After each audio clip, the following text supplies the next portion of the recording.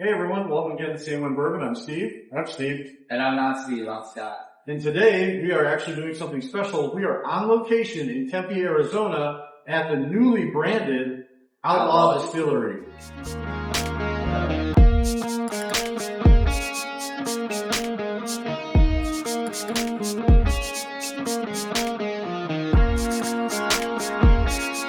Hey everyone, welcome back to Say One Bourbon. Again, I'm Steve. I'm Steve. And I'm not Steve, I'm Scott. We're here today with Tyler. He's the owner-operator of Outlaw Distillery, which merged recently with Adventurous Stills. And we're out here on scene location in Tempe, Arizona. We are Tempe's newest, oldest distillery. Nice. So we wanted to kind of show you a little bit about what we do here, why we do it that way, and it kind of highlights some of the equipment we have. Here in Arizona, we're really focused on innovative, creative, small batch, use the local resources we have around here. Local ingredients, local grain, local farms, local partners as best we can. As you kind of look around here, we have a setup here, 200 gallons, including an entirely custom-made copper still. This copper still was handcrafted. You can see even some of these hammer marks are slightly inconsistent. That's some of the flavor, the nuance that we're going for. As a still, there's multiple columns, multiple plates. That allows us to get the right amount of purity. Think of this as a Lego set. We can strip out each and every pieces for the type of spirit that we're doing. The setup today is set up for vodka, but to give you an idea, strip out some of the stainless steel, keep it just the copper. That would be more a traditional whiskey setup. As you look around our setup, we have 200 gallons start to finish. The nice part about this size and scale, it's all about rhythm and finding this cadence in our production, where we make a batch, move it to a fermenter, let it sit, make another batch the very next day. As long as you find that consistency, that cadence, you all of a sudden find that rhythm that leads to the nice whiskeys 4 years down the road. So yeah. So what can you produce daily? In terms of spirit, 200 gallons of beer. It's not very good because we're a distillery, not a beer company. But 200 gallons of beer, that nets us hopefully 30 gallons or so of high proof spirit that's ready to go sit in a barrel for 3 to 4 years. Yeah. Awesome. Nice. So if you can just walk around and show us what your setup is right now? Yeah, so the process starts down here on the left, your right. This is our 200 gallon mash cooker. The green being up on top, pointing down, that is our agitator. Think of that as a big motor. The process is fairly simple. Hot water, your grains, your agitator does the cooking, and then you're really managing time and temperature. To make alcohol, you need 3 things: water, a sugar source, and yeast. The nice part about this whole day of cooking, what we're really trying to do is break down the molecular structure of your grains from long-chain enzymes to short, from starches into sugars, so that you can move that into your fermenters, add your yeast, let your fermenter, let the yeast go to work, eat the sugars, produce carbon dioxide and the alcohol we care about. Again, at this point in the fermenters, all we're trying to do is make a roughly 10% beer that flavors don't really matter to us. I mean, they matter to the extent that it has to be good, but we're not drinking that beer, especially for bourbon, which is corn-based. Then you move over to the still. The still is where we begin our extraction of the alcohols we care about. That's ethanol with an E. If you talk about ethanol with an E, we're trying to throw out really bad volatile alcohols. The methanol, formaldehydes, acetones, things like that are better for cleaning products, not sipping. Those end up going down the drain. We keep that, and when I say ethanol, think of it as a bell curve. Very beginning, very little ethanol, primarily those methanols, formaldehydes. You get into that good usable part, that is the ethanol. When you come back down on the backside, you get more of these fusel oils, kind of these acetyl alcohols. They kind of give a liquor like a cheap, kind of oily feeling, almost like potpourri. My goal is really isolate those volatiles up front, isolate those fusel oils on the back end, throw those down the drain, maximize that kind of little bit you get in the middle that is that good sweetness that you're used to in your whiskeys. Yeah. So your Outlaw Distillery has acquired Adventurous Stills. Tell us a little bit about that. Yeah, so really it came about as 2 small craft distilleries, bonded with the same ethos of grain to glass, better quality. I mean, my philosophy now is better quality, less of it. How it came about is I did a tour of Adventurous 4 years ago. I just kind of waited till the very end and then told them, hey, by the way, I'm a distiller.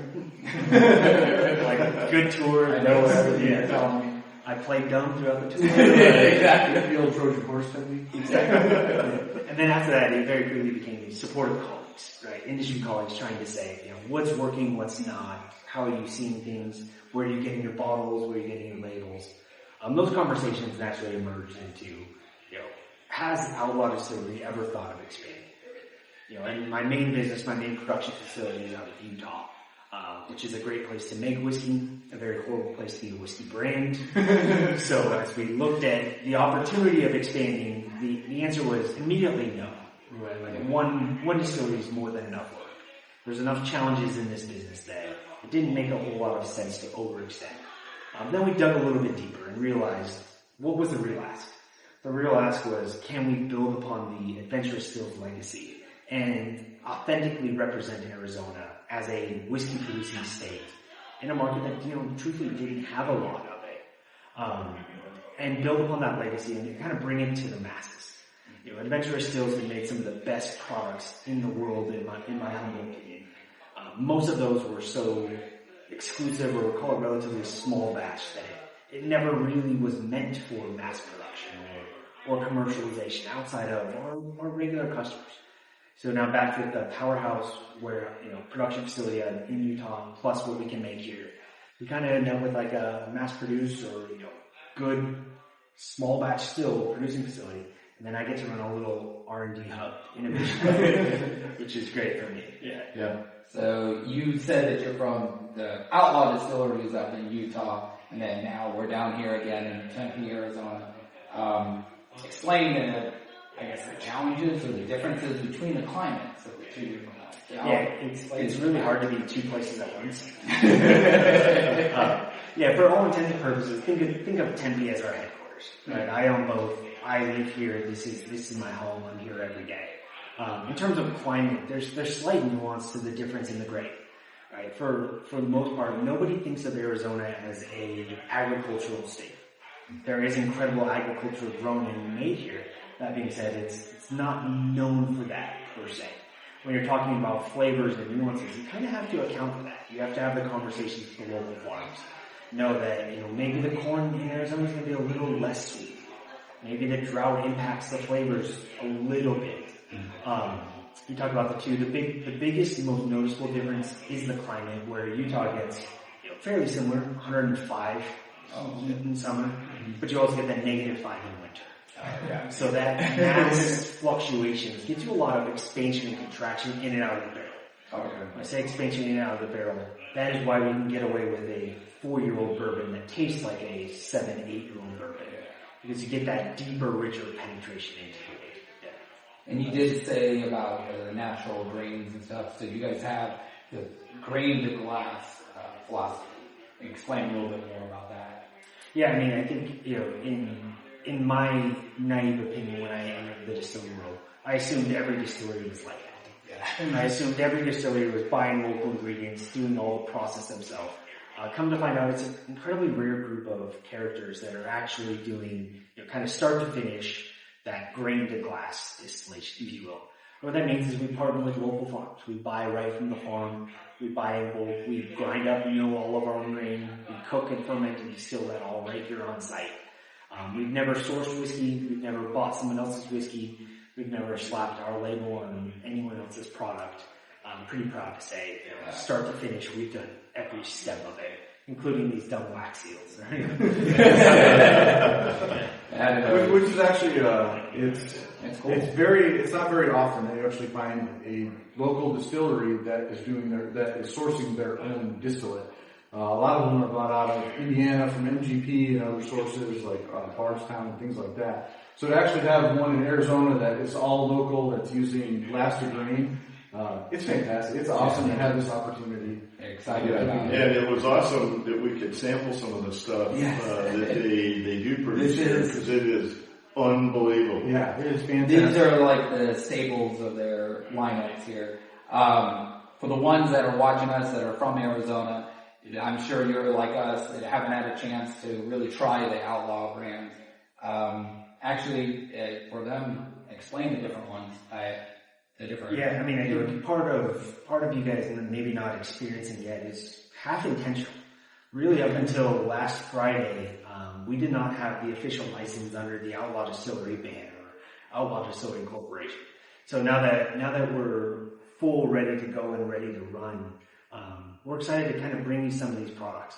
Our flagship Outlaw Bourbon, if anything, is almost too traditional. Bourbon obviously requires predominantly corn. We took that corn index and made about 75-80% of the mash bill. A good yellow, so think kind of corn on the cob sweet bourbon. There's a lot of caramel and vanilla flavor that comes through at the very back end. That's obviously the benefit of the climate in Utah. But also we do a little bit of French oak, kind of really enhance some of that sweetness. Our best seller far and away has become our honey bourbon. It is the exact same whiskey. We added raw local Arizona honey. If you partner with a company right around the corner, it's called Rango Honey. They use a desert blossom wildflower honey. What happened is I knocked on their door and I showed up with samples. Who wouldn't be perceptive to somebody coming with samples of whiskey? Yeah, naturally everybody just kind of assumed it's Arizona, you have to do the mesquite. And matter of fact, that flavor didn't contribute well to the whiskey. So this desert blossom wildflower really enhances some of that spirit. Kind of showcases, a good American bourbon, but also an authentic Arizona twist. Yeah. Do you have the barrel proof on here? I don't think we do not. Oh, okay.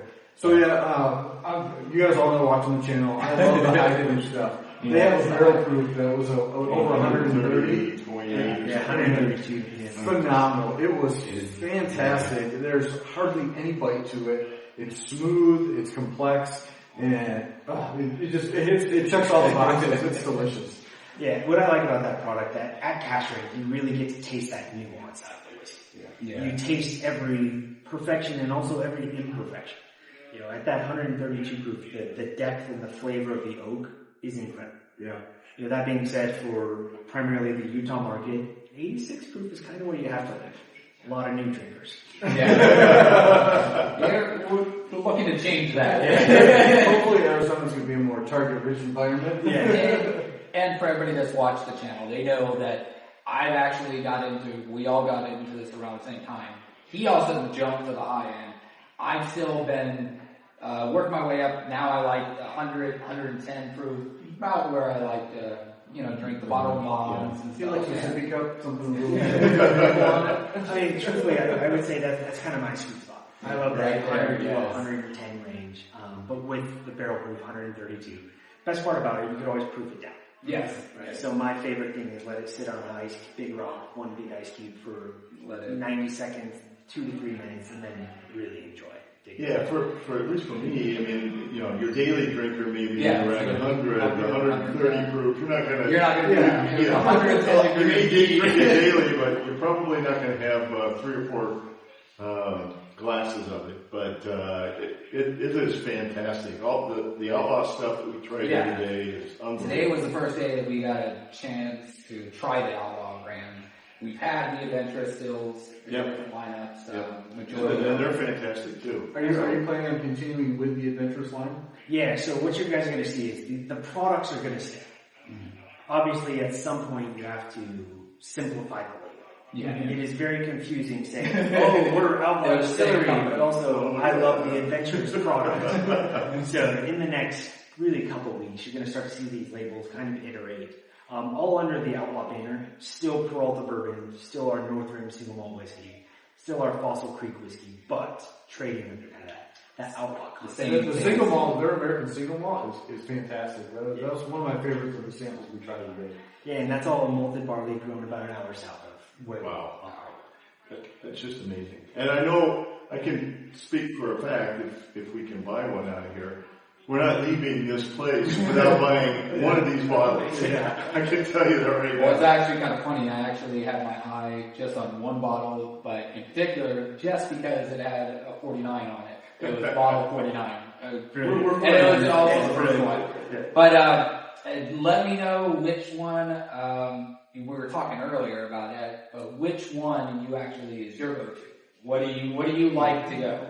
Yeah, I mean, I think that's kind of a little bit of a loaded question. Well, because they're all my children. Yeah, you never want to say, Everyone we all know, it changes day to day. We're going to be like, what do I feel like? But and you explained that. That's what I was looking for. Is you explained it earlier perfectly that you have one that you enjoy drinking all the time, but you do have, depending on your mood, you're going to want. And again, not to oversimplify, more often than not, I grab the Outlaw. Mm-hmm. I really enjoy that kind of corn on the cob sweetness, some of that depth and character that comes on the back end. And I know what to expect. I know no matter which batch, no matter which bottle, it's going to be consistent start to finish. Something we've worked really hard to perfect. And at the end of the day, I'm a bourbon guy. I want to enjoy a nice glass of bourbon. If it's on ice, it doesn't sit on the ice long enough. Yeah. But have a good, deep, rich bourbon, on a cold drink, especially in Arizona hot. That's what we always talk about is whether or not some of this stuff can be poolside on the rocks. When it's 110 out, and you gotta have something like that once in a while. So me, most of my bourbons I like to drink straight. I like ryes over ice. And their rye, I have one of the older original Adventurous Stills ryes. It's a Wild West rye from the Palace, which is something that they were sponsoring up in Prescott, Arizona. That one over ice, fantastic. So I get where you go. A nice cold, perfect. Yeah, our rye is actually something I'm really excited to continue. It is a rye grown in the Verde Valley. These are kind of Sedona area. Mm-hmm. It is a deep, rich, not overly spicy rye.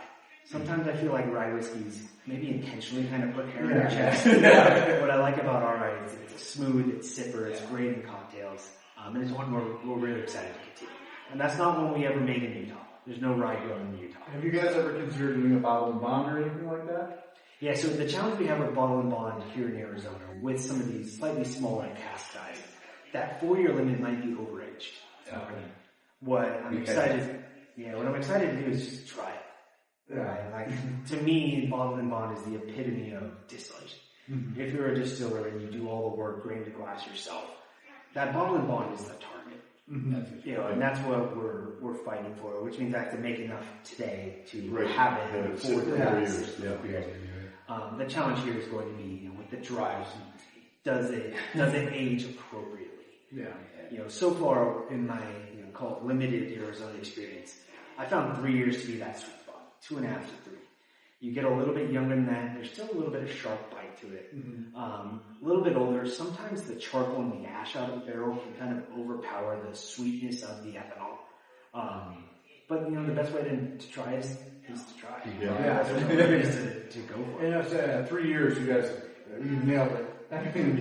The smoothness on these, there's no harshness in any of this. And I know you were saying that you guys, take on the top end and the back end, you kind of try to remove everything that you can, and it's all smooth. It is really good.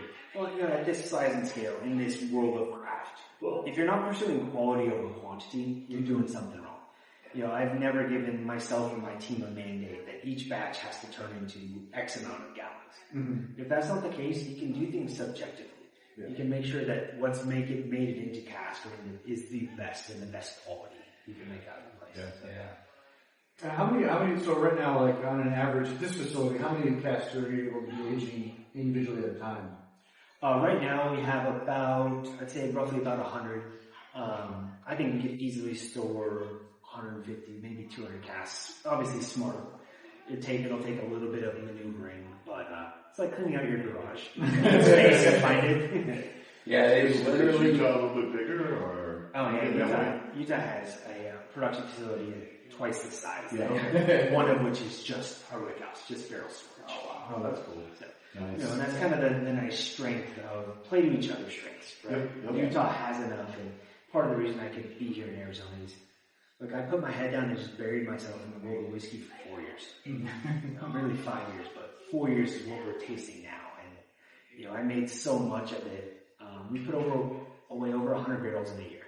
Oh, wow. And that was just one calendar year, start to finish. So, we've got a lot of good stuff continuing to come down the pipe.